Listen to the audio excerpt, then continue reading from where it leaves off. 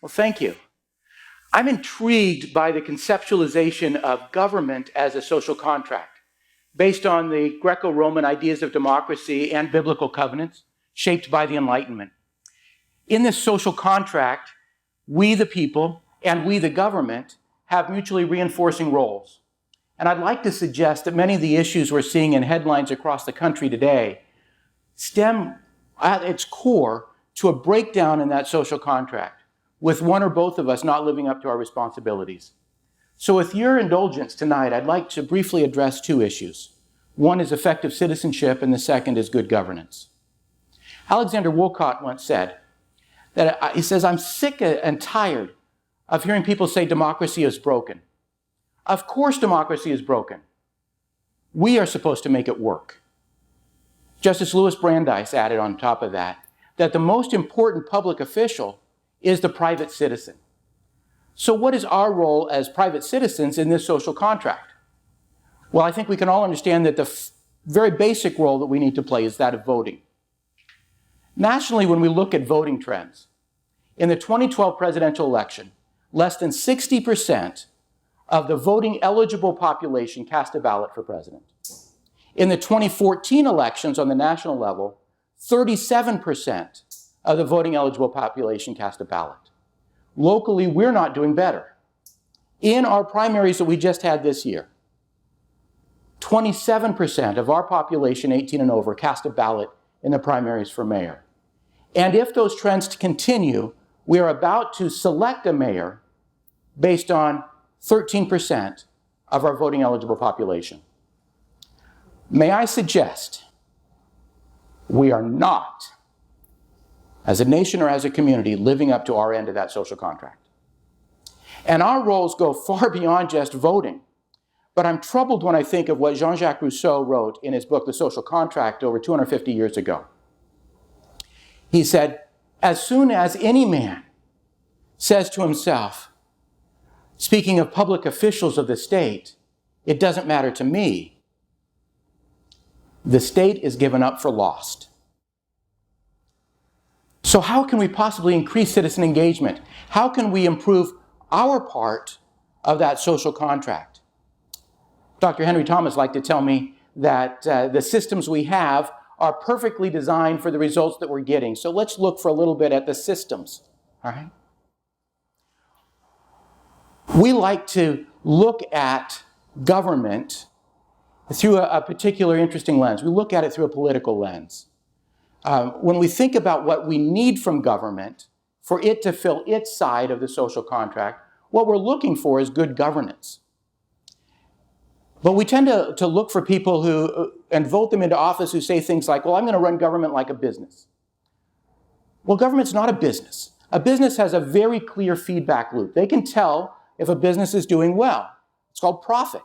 You can look at your segmented, targeted population, your customer base, and say, all right, are my goods and services that I'm providing, are they meeting with satisfaction? Are people purchasing them? Are my sales and expenditures meeting my budget? And you can tell, looking at the bottom line, whether or not you're being effective in providing those business services. Government's not like that. Government is not like a nonprofit. Nonprofits are focused on meeting mission outcomes and satisfying their funders, and that's not what government is all about. Government is a unique entity, and we don't think of it as such. And governing is hard. Good governance is difficult. Goethe liked to say that ruling is easy. Governing is difficult. And we find ourselves in a time where we're finding difficulties in governance greater than ever. You see, we see this all clouded with this political lens, because politics is not about governance. Politics are about individuals. And in fact, politics tend to create party-reinforced personality cults. Governance is more than that. Governance is about public officials taking stewardship of the public good and of public tax revenues and delivering to the people what they need.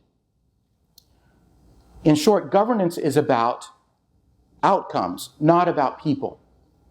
And we get this confused because we hear people talking about governance issues, but they tend to do so with these partisan attacks. Turns out that public safety is not a partisan issue. Public education is not a partisan issue.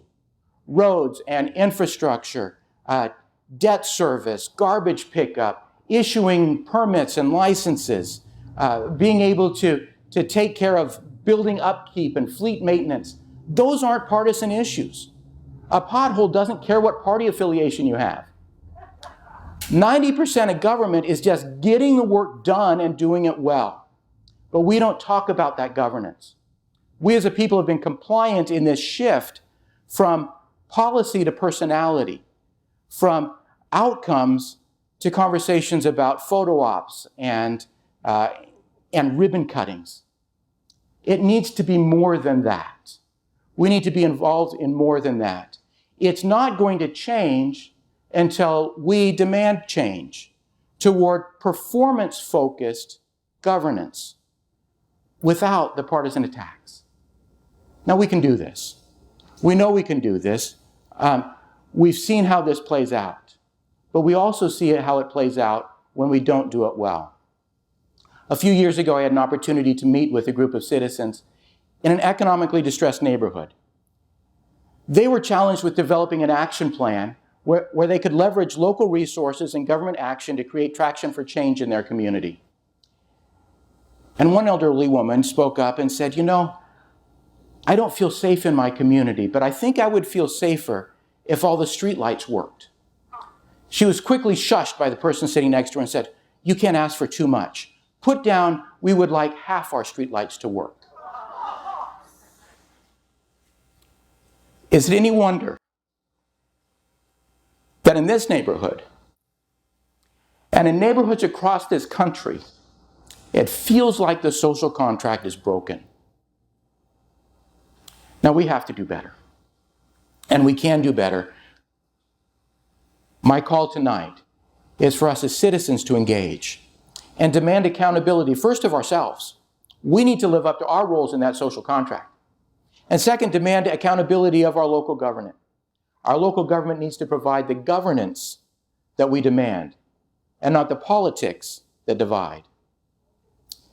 Because democracy of the people, by the people, and for the people will only be broken if we, the people, fail to make it work. Thank you for being here tonight.